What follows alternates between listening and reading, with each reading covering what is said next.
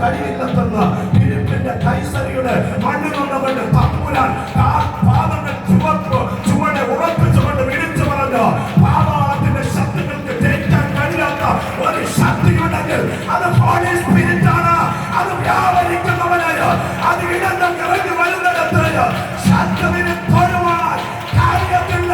ആ അഭിഷേകത്തിന്റെ നാളാണ് ഇന്ന് പകൽ ആരോടെ വ്യാപരിക്കുന്നുവോ അവൻ ജയായ.